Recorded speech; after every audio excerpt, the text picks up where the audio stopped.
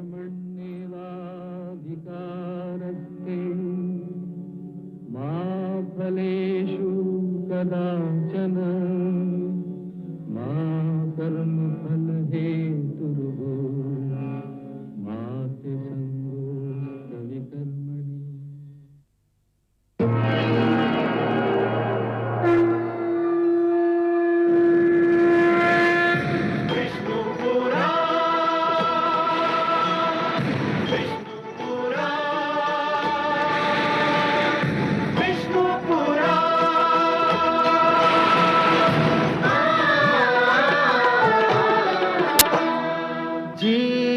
ज्ञान ब्रह्म ज्ञान अथ श्री विष्णु पुराण ओम की कथा महान जय श्री विष्णु पुराण विष्णु पुराण विष्णु पुराण विष्णु पुराण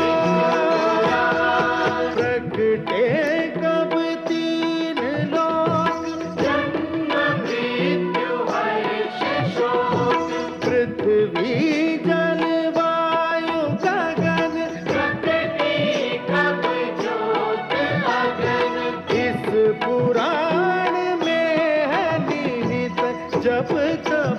और योग ध्यान विष्णु पुराण विष्णु पुराण विष्णु पुराण। मैं माँ हूँ, धरती माँ। भक्ति मार्ग सरल नहीं होता।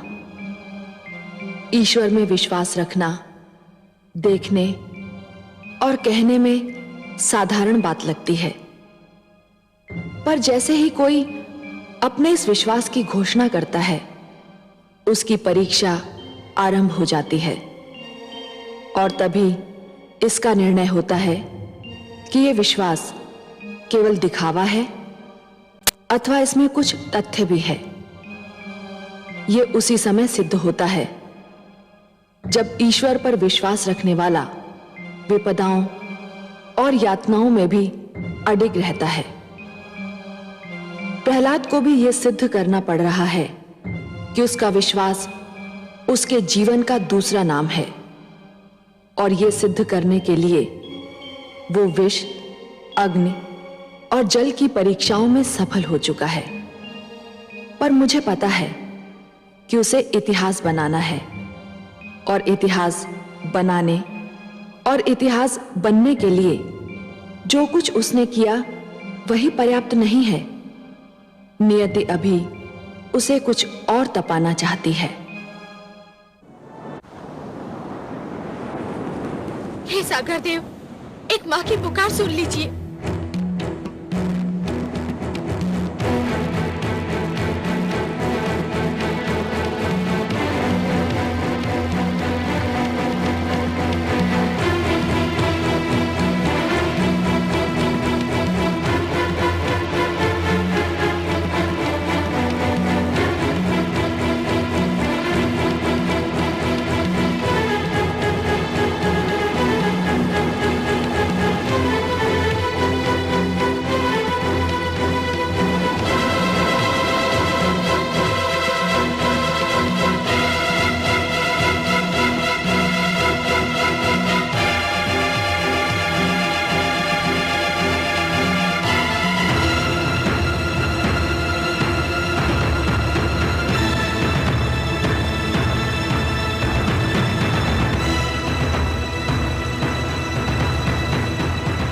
भगवान सर्वशक्तिमान, अनर्थ हो गया है।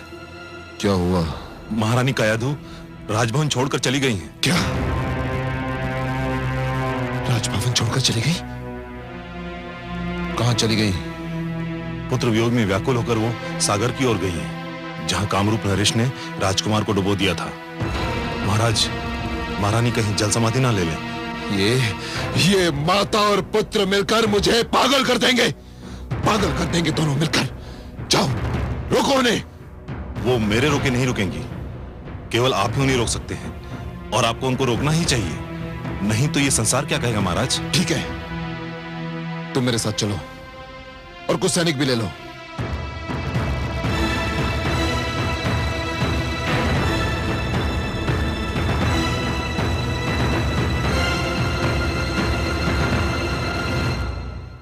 देवी, यह बालक तो जागने का नाम ही नहीं लेता। कब से सो रहा है, भला कब तक सोता रहेगा ये? बालपन की नींद है स्वामी, सो लेने दीजिए। आयु बढ़ती है, जीवन की चिंताएं और समस्याएं घेर लेती हैं, तब ऐसी नींद बहुत याद आती है। लोग तो तरस जाते हैं ऐसी नींद के लिए। आप सत्य कहती हैं देवी, पर बहुत सो चुका ये। अब इसे जागना होगा। कम से कम जाग कर ये तो देखे कि इसके ननिहाल में इसका आदर सत्कार कैसा हुआ। मुझे खेद है पिताश्री। प्रणाम पिताश्री, प्रणाम माते। पिताश्री, मुझे खेद है कि आप अपने नाती का और अधिक आदर सत्कार नहीं कर पाएंगे। क्यों पुत्री? क्योंकि इसकी माता इसके वियोग में तड़प रही है। पुत्र प्रहलाद को उसके पास लौटने में और अधिक विलंब हुआ तो वो अपने प्राण त्याग देगी।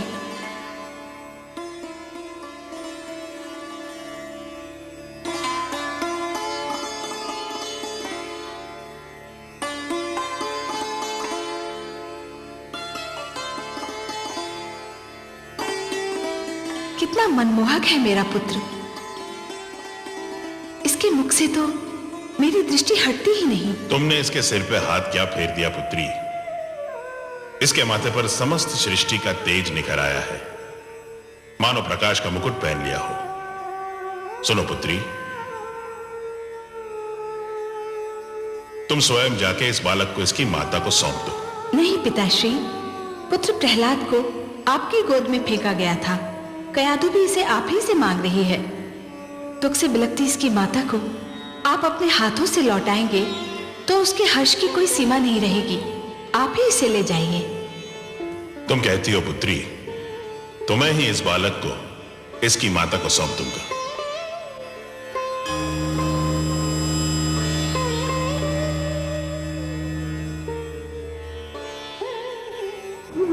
हे सागर देव, लगता है आपने अपनी सारी परंपरा को छोड़कर मेरे पुत्र की बलि स्वीकार कर ली है। मेरे लिए मेरे पुत्र के बिना जीवित रहना व्यर्थ है।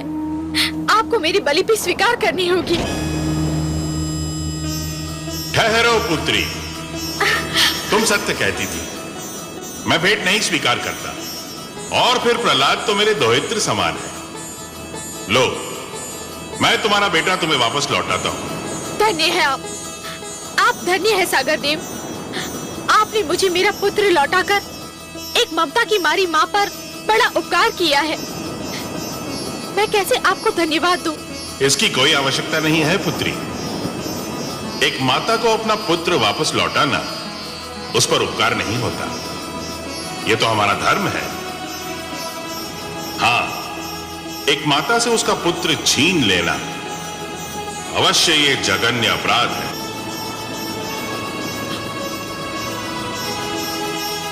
मेरा पुत्र, मेरा पुत्र, मेरा लाल, मेरा लाल। माते, आप यहाँ कैसे आई और मैं यहाँ कैसे आया? मैं तो कारागार में था ना। हाँ पुत्र, तुम्हारे दुष्ट फूफा विप्रचित्ति ने तुम्हें सागर तले फेंक दिया था। परंतु मैं तो बहुत मीठा सपना देख रहा था। मैंने स्वप्न में अपने एक नानाश्री को भी देखा। मैं उनके गोद में था। मैंने माता महादेवी लक्ष्मी को भी अपने पास देखा। कितनी अच्छी थी वो। उनके गोद में जाकर मुझे यूं लगा जैसे मैं स्वर्ग में आ गया हूँ। मेरा पुत्र,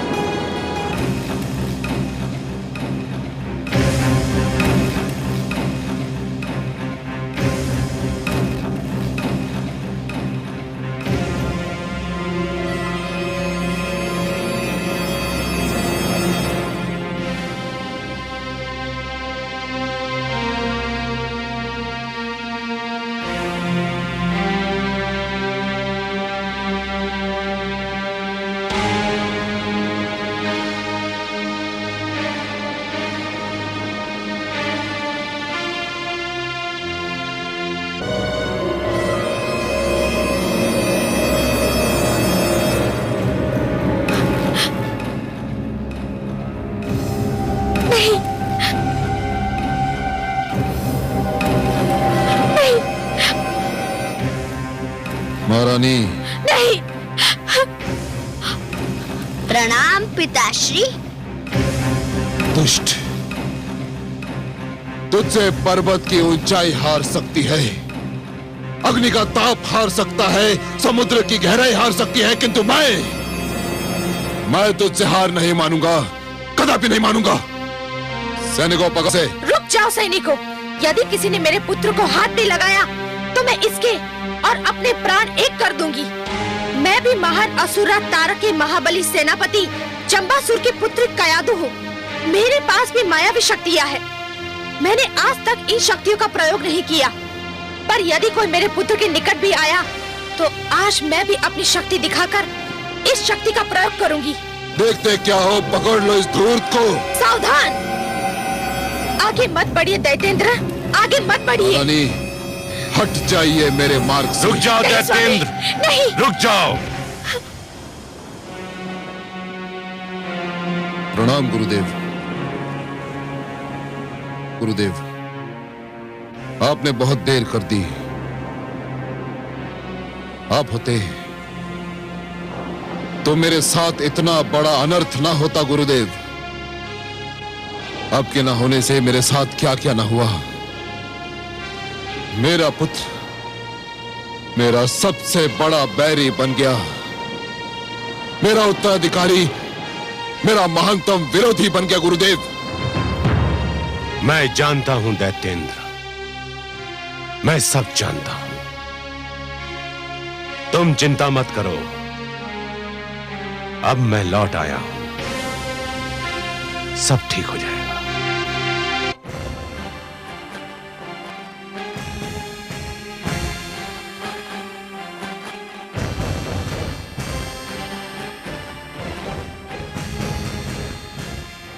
प्रणाम दैत्य गुरु। यशस्वी भव। प्रणाम भ्राताश्री। दुष्ट प्रहलाद का अंत हो गया भ्राताश्री, साथ ही आपकी चिंताओं और समस्याओं का भी अंत हो गया। ना तो दुष्ट प्रहलाद का अंत हुआ, ना ही मेरी चिंताओं और समस्याओं का। वो पापी फिर बच निकला विप्रचित्ती, फिर बच निकला। तुमने जिस सागर में उसे फेंका था उसमें मेरी उमंगें डूब गईं, मेरी इच्छाएं डूब गईं, मेरी सारी योजनाएं डूब गईं। बस नहीं डूबा तो वो दुष्ट प्रहलाद उतर गया और एक बार फिर मैं मुंह ताकता रह गया। मैं भगवान हिरण्यकशिपु। धैर्य से काम लो दैत्येंद्र, इतना हताश होने की क्या आवश्यकता है। कैसे हताश ना हूं मैं गुरुदेव, कैसे हताश ना हूं। मैंने उस पर खड़क की बौछार करवाई,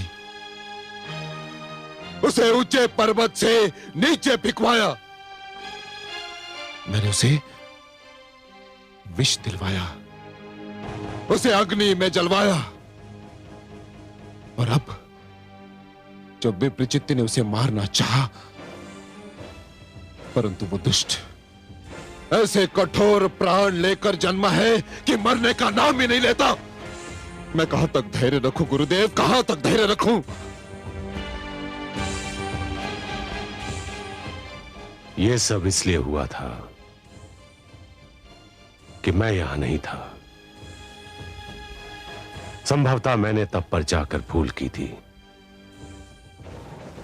परंतु अब मैं लौट आया हूं। अब प्रहलाद को मेरे हाथों में सौंप दो, मैं उसे संभाल लूंगा। मैं तो समझा था तुम दोनों मेरे योग्य शिष्य सिद्ध होगे, मेरी अनुपस्थिति में गुरुकुल को संभाल लोगे, परंतु तुम दोनों सर्वथा अयोग्य निकले। सब अनर्थ हो गया। हम क्या करते पिताश्री? राजकुमार प्रहलाद। प्रश्न प्रहलाद का नहीं है, प्रश्न है गुरुकुल के शेष विद्यार्थियों का। प्रहलाद तो राजकुमार है, परंतु तुम तो साधारण शिष्यों को भी नियंत्रण में नहीं रख सके। राजकुमार प्रहलाद ने विद्रोह की ऐसी ज्वाला फैलाई कि हम विवश हो गए। धिक्कार है तुम पर। मैंने तुम्हें कृत्या क्रिया किस दिन के लिए सिखाई थी? तुम्हें कृत्या का प्रयोग करना चाहिए था। कृत्या अगर प्रकट हो गई तो राजकुमार को मार डालेगी पिताश्री। और यदि प्रहलाद जीवित रह गया तो समस्त असुर लोक मारा जाएगा। जाओ प्रहलाद को गुरुकुल में आने का संदेश दो। किंतु गुरुदेव, इतना सब घट जाने के उपरांत क्या महारानी कयाधु अपने पुत्र को हमारे साथ आने भी देंगी? मैं महारानी कयाधु को अच्छी तरह से जानता हूं। वो पुत्र की शिक्षा के नाम पर कोई भी बलिदान कर सकती है। जाओ उनसे कहो कि मैंने प्रहलाद को गुरुकुल में शिक्षा के लिए बुलाया है। जो आज्ञा गुरुदेव।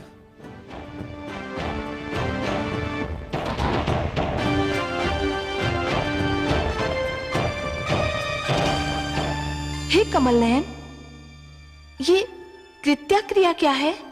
कृत्या? कृत्या एक तांत्रिक क्रिया है महादेवी, दुष्क्रिया कहिए। क्या होता है इस क्रिया में? इस क्रिया में तंत्र विद्या की सहायता से एक राक्षसी को जन्म दिया जाता है और वो राक्षसी उस व्यक्ति को मार देती है जिसे मारने के लिए उसे जन्म दिया गया हो। हाय मेरा पुत्र! हे कमल नयन, कोई सीमा भी है इन दुष्टों के अत्याचार की?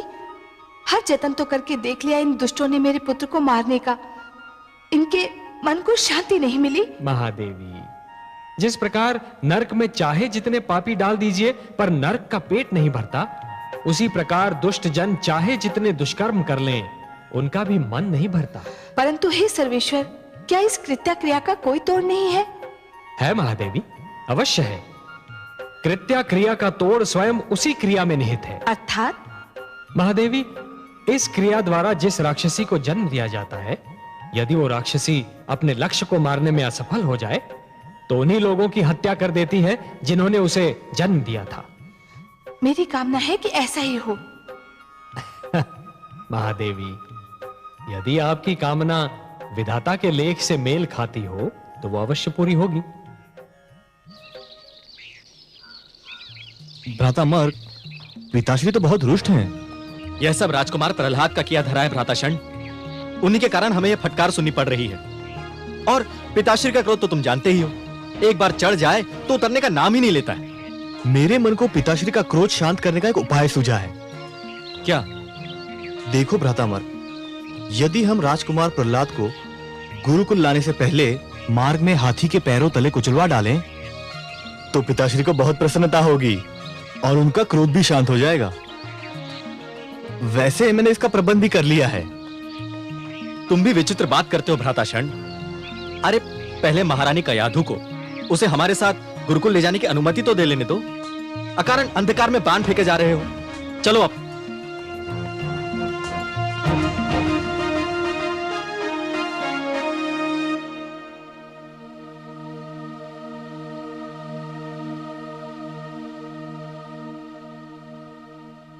महारानी की जय हो। असुरों के गुरुकुल से गुरुजन षंड और अमर्क आपसे मिलने आए हैं।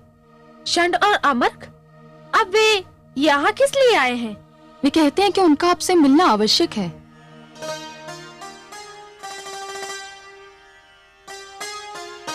ठीक है, बुलाओ उन्हें।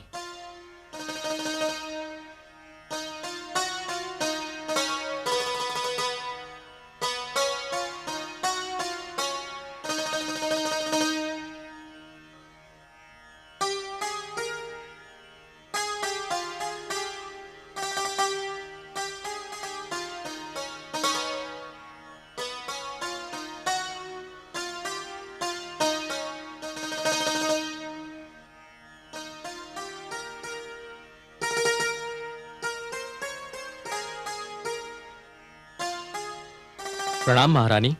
राजमाता की जय हो। प्रणाम गुरुजन। कहिए, कैसे कष्ट किया? आप तो जानती हैं कि दैत्य गुरु शुक्राचार्य अपनी तपस्या से लौट आए हैं। हाँ, मैं मिल चुकी हूँ उनसे। पिताश्री की इच्छा है कि राजकुमार प्रहलाद की शिक्षा अधूरी न रहे। किस शिक्षा की बात कर रहे हैं आप? उस शिक्षा की जिस शिक्षा में मेरे पुत्र को कोई रुचि ही नहीं है। आपको तो अनुभव हो चुका है गुरुजन। तब बात और थी महारानी। राजकुमार प्रहलाद की शिक्षा का भार हमें सौंपा गया था। और आपको तो ज्ञात है कि हम दोनों को उतना अनुभव नहीं था, परंतु अब पिताश्री शुक्राचार्य स्वयं लौट आए हैं। तो क्या हुआ? क्या अंतर आएगा उनके आने से? पिताश्री की शिक्षा देने का ढंग बहुत अनुपम है महारानी। वे स्वयं शिक्षा देंगे तो संभव है राजकुमार प्रहलाद कुछ संभल जाए और भगवान हिरण्यकश्यप का क्रोध भी कुछ कम हो जाए। राजकुमार की शिक्षा अधूरी रह गई और अधूरी शिक्षा अच्छी नहीं होती महारानी। मेरा मन तो नहीं करता, परंतु लगता है आप दोनों ने मेरी दुर्बलता पहचान ली है। मैं अपने पुत्र को पूर्णतया शिक्षित देखना चाहती हूँ। तो फिर देर काहे की? बुलाइए उन्हें। हम पिताश्री के आदेश पर उन्हें अपने साथ गुरुकुल ले जाने आए हैं। पर मेरे पुत्र की सुरक्षा का क्या होगा? वो पिताश्री की रक्षा में रहेंगे और फिर हम भी तो हैं। आप तो जानती हैं कि वे जब तक हमारे साथ गुरुकुल में थे हमने उन्हें कोई कष्ट नहीं होने दिया।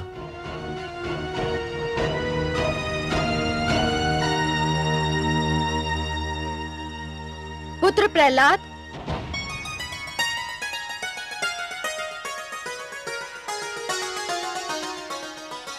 प्रणाम गुरुजन। आयुष्मान भव शिष्य, तेजस्वी भव शिष्य। पुत्र प्रहलाद, तुम्हारे गुरुजन तुम्हें अपने साथ गुरुकुल ले जाने आए हैं। उन्हें गुरु शुक्राचार्य ने भेजा है। ये तो बहुत शुभ समाचार है। मुझे बहुत दुख था कि मेरी शिक्षा अधूरी रह गई। तो तुम जाओगे उनके साथ? हाँ, अवश्य जाऊंगा। पुत्र, तुम्हें भय नहीं लगता? भय? किस बात से भय माते? शिक्षा से भय या गुरुकुल जाने से भय? जो शिक्षा और गुरुकुल से डरते हैं वे जीवन में कुछ नहीं कर पाते। परंतु पुत्र, तुम्हें कुछ हो गया तो? मुझे अब तक कुछ हुआ माते? आप चिंता ना करें, मुझे कुछ नहीं होगा। मुझे जाने की अनुमति दीजिए।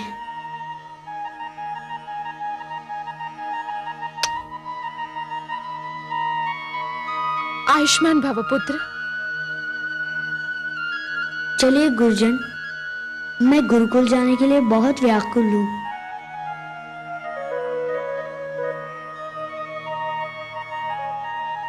तुम्हारा आशीर्वाद है मेरे साथ। विश्वास करो, मुझे कुछ नहीं होगा। जाओ पुत्र।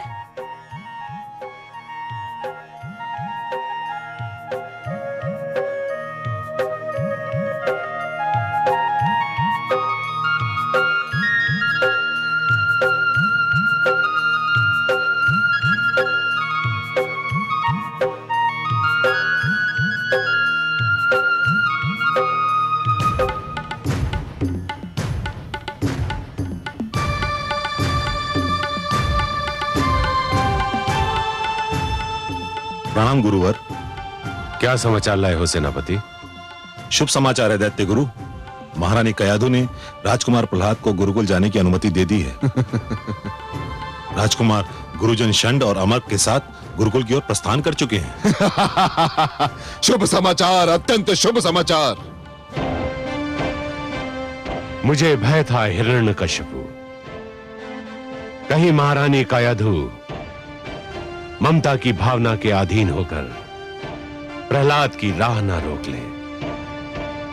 पर दैत्येंद्र, यह तो आपके लिए अत्यंत शुभ समाचार है कि उन्होंने ऐसा नहीं किया।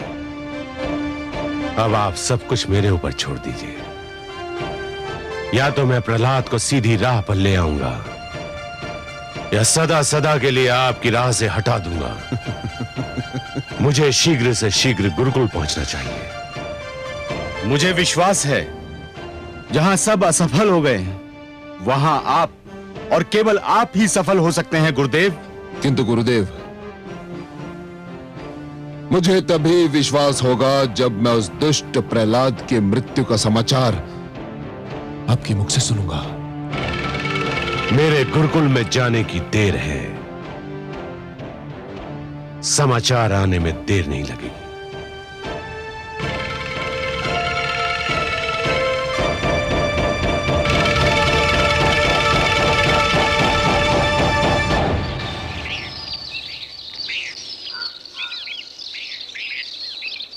गुरुजन, आपने माताश्री को मनाकर मुझ पर बड़ा उपकार किया है। मैं अपने गुरुकुल के मित्रों से मिलने के लिए बड़ा व्याकुल था। वे भी तुम्हें देख के बहुत प्रसन्न होंगे। क्या हमें ज्ञात है कि मैं वहाँ आ रहा हूँ? नहीं नहीं, हमने यह निर्णय लिया था कि अचानक तुम्हें उनके समक्ष ले जाकर उन्हें अचंभे में डाल देंगे। अरे ये आवाज कैसी? हाँ। शिष्य प्रहलाद, तुम यही ठहरो, हम देख के आते हैं कि ये हाथी कहाँ से आ रहा है। आओ भ्रातामर। हाँ, यही ठहरना।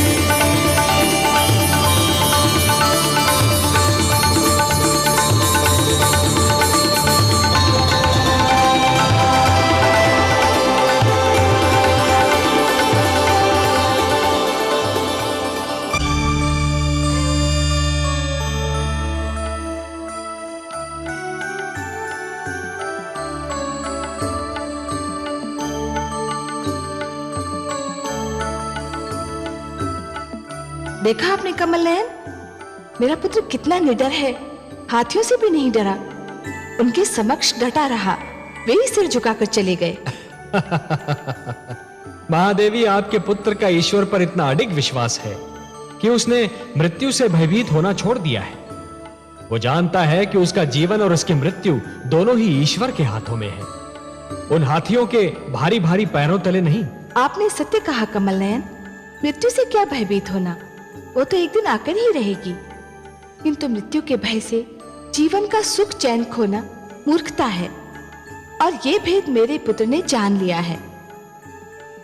यूं भी उसने इतनी यातनाएं झेली हैं कि अब उसके लिए मृत्यु अर्थहीन हो गई है, इसीलिए तो उसने मृत्यु से भयभीत होना छोड़ दिया है। महादेवी, जो मृत्यु से डरते हैं वो जीवन जीने के लिए सिद्धांतहीन समझौते करने लगते हैं, और ऐसा सिद्धांतहीन जीवन मृत्यु से भी बुरा होता है। महादेवी, इतिहास साक्षी है कि जीतते तो वही हैं जो मृत्यु के भय पर विजय पा लेते हैं, और सिद्धांतहीन जीवन जीने वाले तो कायर होते हैं। महादेवी, जैसे ये षंड और अमर्क, मुझे तो इनकी कायरता पर हंसी आ रही है। गुरुशान, गुरु अमर्क, कहाँ है आप?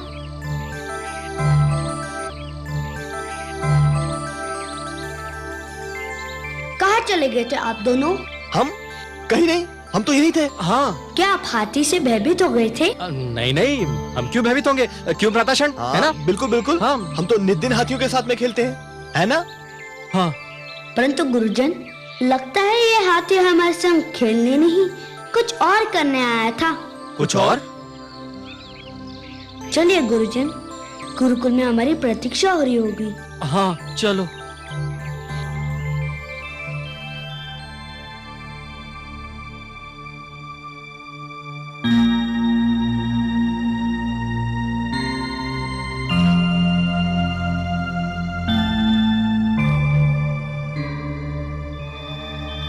प्रणाम पिताश्री। प्रणाम गुरुदेव।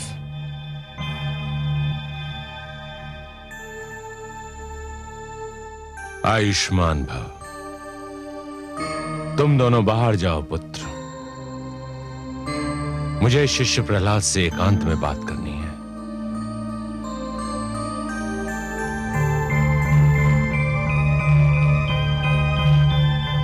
शिष्य प्रहलाद, प्रसन्नता हुई तुम्हें देखकर। कहो कैसे हो? गुरुदेव की कृपा से सकुशल हूँ। अब गुरुदेव के दर्शन से धन्य हो रहा हूँ। जानते हो प्रहलाद, मैंने तुम्हें यहाँ किस लिए बुलाया है? मेरी अधूरी शिक्षा संपूर्ण करने के लिए, और मैं इसे अपना सौभाग्य समझता हूँ कि मुझे आपसे शिक्षा मिलेगी। मैं चाहता हूं कि तुम्हारी शिक्षा संपूर्ण हो, परंतु उससे पूर्व मैं तुमसे एक प्रश्न पूछना चाहता हूं। मेरे प्रश्न का उत्तर दोगे? आपके प्रश्न का उत्तर देने की क्षमता तो नहीं है मुझ में, किंतु यथाशक्ति प्रयत्न करूंगा। शिष्य, तुम जानते हो कि दीपक का धर्म क्या है? प्रकाश फैलाना गुरुदेव, अंधकार से संघर्ष करना। संतान को भी कुल दीपक कहा जाता है, जानते हो? जानता हूं गुरुदेव। जानते हो तो फिर अपने कुल के लिए ऐसा दीपक क्यों बने हुए हो जो प्रकाश के स्थान पर अंधकार फैला रहा है, उनके कष्ट का कारण बना हुआ है। हे गुरुदेव, मैंने किसको कष्ट दिया? किसको कष्ट नहीं दिया? अपने गुरुजन को कष्ट दिया, अपने पिता को कष्ट दिया, अपनी माता को कष्ट दिया, और उससे बढ़कर अपने आप को कष्ट दिया। तुम्हें कटारों की तेज धार पर रख लिया गया, पर्वत से गिराया गया, विष पिलाया गया, नागों के बीच छोड़ दिया गया, अग्नि में जलाया गया, सागर में डुबोया गया। परंतु ये सब मेरे लिए कष्ट नहीं सिद्ध हुए। ये सब तो मेरी परीक्षाएं सिद्ध हुई, और आपकी कृपा से मैं इन परीक्षाओं में सफल हुआ। संभव है, किंतु तुम अपने माता पिता और समस्त असुर लोक के कष्ट का कारण तो बने हुए हो। उसका क्या उत्तर है तुम्हारे पास?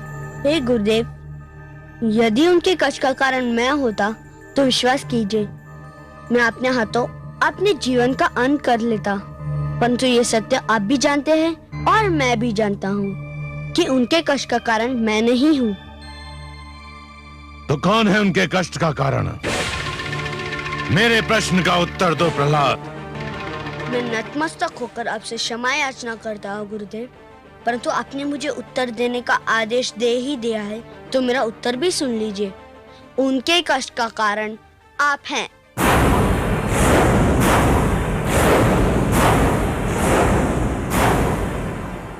मैं? हाँ, हे गुरुदेव, आप मुझे क्षमा कीजिए, किंतु आपने अपना गुरुधर्म बुलाकर सबको कष्ट में डाल दिया। क्या बक रहा है धूर्त? मैंने अपना गुरु धर्म बुला दिया है? कैसे? हे गुरुदेव, आपने अपने अहंकार के वश देवताओं और असुरों के बीच मतभेद की दीवार खड़ी कर दी। प्रहलाद! सत्य कड़वा होता है गुरुदेव, परंतु क्या ये सत्य नहीं कि आपने अपने पद की रक्षा के लिए असुरों को देवताओं से लड़ा दिया? आपको हर पल अपने अपमान का ध्यान रहा, हमारे कल्याण का नहीं। आप स्वयं व्रत करते हैं पर असुरों को व्रत करने से रोकते हैं। आप स्वयं तप करते हैं पर असुरों से कहते हैं कि वे दूसरों को तप भंग कर दे। आपने शिक्षा को विभाजित कर दिया है। अपने पुत्रों और राजकुमारों के लिए शिक्षा के कुछ और नियम बनाए और साधारण असुर बालकों के लिए कुछ और। हे गुरुदेव, गुरु वो होता है जिसके चरण छूते ही मन में ज्ञान का उजाला फैल जाता है, परंतु आप कैसे गुरु है जो आपके चरण छूता है उसके मन में अहंकार का अंधकार डेरा जमा लेता है। बंद कर ये विषैला प्रलाप। नहीं गुरुदेव, आज सुन ही लीजिए, कह लेने दीजिए मुझे अपने मन की बात।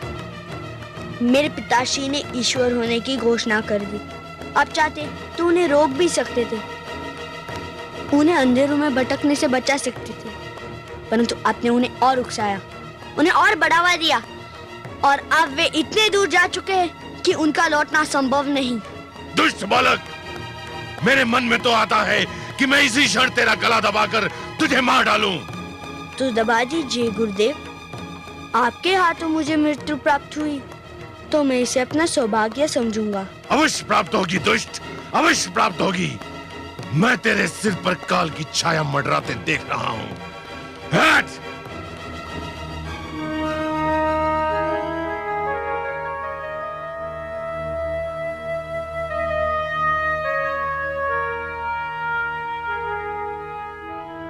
शिष्य भटक जाए तो गुरु उसका मार्गदर्शन करता है, गुरु भटक जाए तो उसका मार्गदर्शन कौन करेगा?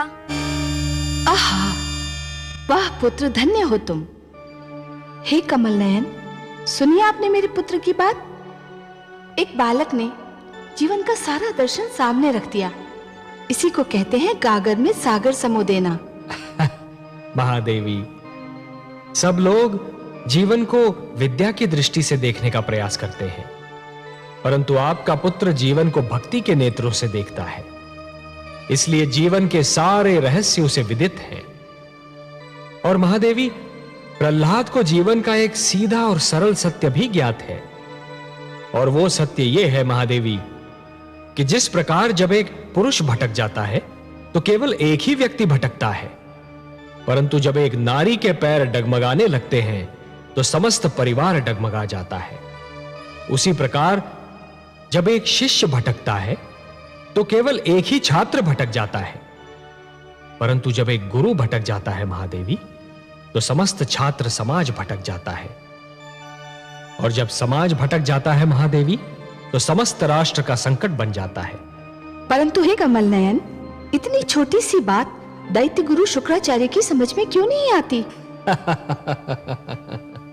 इसके कई कारण हैं महादेवी। हठ, अहंकार, घायल अहम की पीड़ा, और सबसे बढ़कर बुद्धि और विवेक का अंधा विरोध। उन्होंने अपनी सद्बुद्धि को अपने अहंकार के पास रहन रख दिया है। दैत्य गुरु शुक्राचार्य स्वयं भी भटक रहे हैं और हिरण्यकशिपु को भी भटका रहे हैं।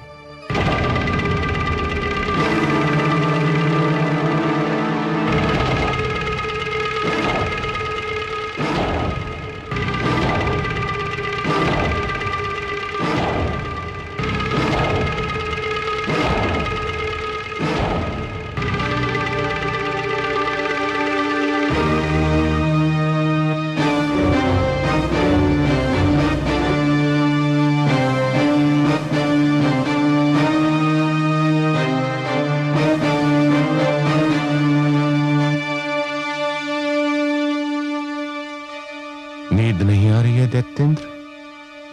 नहीं गुरुदेव, जब तक वो दुष्ट प्रहलाद जीवित है मेरी आंखों में नींद कहां। वो मुझे हर पल व्याकुल करता रहता है गुरुदेव। तो समझ लो तुम्हारी व्याकुलता का अंत हो गया। चैन की नींद सो जाओ दैत्येंद्र। अब तुम्हारी निद्रा में कोई विघ्न नहीं डालेगा। मैं समझता था मैं प्रहलाद को समझा लूंगा, उसे सीधी राह पर ले आऊंगा, परंतु यह मेरा भ्रम था। जिसने मृत्यु से मैत्री कर ली हो उसे जीवन का संग नहीं सुहाता। मैं उसका वध करके ही तुम्हारे पास आता, परंतु वो तुम्हारा पुत्र है, तुम्हारा कुलदीपक है, तुम्हारे शरीर का अंग है। इसलिए मैं तुम्हें यह बताने आया हूं कि मैंने उसका वध करने का निर्णय कर लिया है। सुंदर, अति सुंदर गुरुदेव। हां शिष्य, मैं तुमसे यही कहने आया हूं कि तुम्हारा पुत्र भोर का सूर्य नहीं देख पाएगा। जाओ, चैन की नींद सो जाओ। धन्यवाद गुरुदेव, आपको कोटि कोटि धन्यवाद। मुझे तुम पर गर्व है शिष्य। कि तुम असुर लोक के लिए और अपनी प्रजा का धर्म बचाने के लिए अपनी संतान को भी त्याग सकते हो।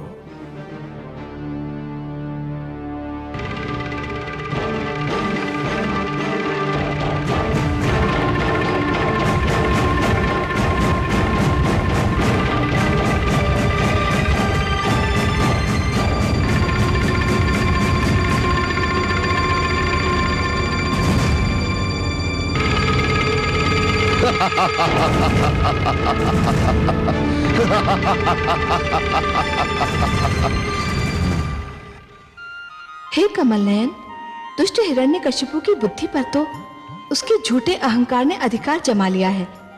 अपने ईश्वर होने के मद में वो कब का भूल चुका है कि वो प्रहलाद का पिता भी है। परंतु दैत्य गुरु शुक्राचार्य को क्या हो गया है? वो तो दो पुत्रों षंड और अमर्क के पिता भी हैं। वो किसी के पुत्र का वध करने की बात कैसे सोच सकते हैं? उनका पितृत्व क्यों खो गया है? क्रोध के कारण महादेवी, क्रोध के कारण। जिस प्रकार अग्नि सूखी लकड़ी को सरलता से जला देती है, उसी प्रकार क्रोध सुंदर भावनाओं को सहजता से भस्म कर देता है। हे नारायण, दैत्य गुरु शुक्राचार्य तो विद्वान हैं, तो फिर वो ये क्यों भूल गए कि क्रोध विवेक का शत्रु है? उसे भूलने का कारण है उनका मुझसे वैर। वो मेरे विरोधी हैं, इसलिए मेरा विरोध करने की धुन में वो विवेक तो क्या स्वयं को भी भूल गए हैं। मेरा विरोध करने की भावना उनकी विद्वत्ता पर भारी पड़ चुकी है महादेवी। और अब दैत्य गुरु शुक्राचार्य कोई भी सीमा पार कर सकते हैं। आश्चर्य है, क्या दैत्य गुरु शुक्राचार्य ये भी नहीं जानते कि सीमा से अधिक विरोध अपने ही दुख का कारण बन जाता है? नहीं जानते महादेवी, दुर्भाग्य से वो इस सत्य को नहीं जानते, पर अतिशीघ्र जान जाएंगे। दैत्य गुरु शुक्राचार्य जिस पथ पर पग धरने जा रहे हैं, वहां उन्हें अश्रु और रक्त की धाराओं के अतिरिक्त और कुछ नहीं मिलेगा। भूले अपना धर्म जब गुरु बैरी बन जाए, मिटे उजाला ज्ञान का अंधियारा छा जाए। वह विद्या विद्या नहीं, वह है बुद्धि विकार, जो भटकाए राह से दे जो बुरे विचार, दे जो बुरे विचार। तो सुनेगा ये पुराण, पाएगा सुख और ज्ञान, पाएगा सुख और ज्ञान। कर्म को ही धर्म जान, प्रेम की तू छेड़तान, प्रेम की तू छेड़तान।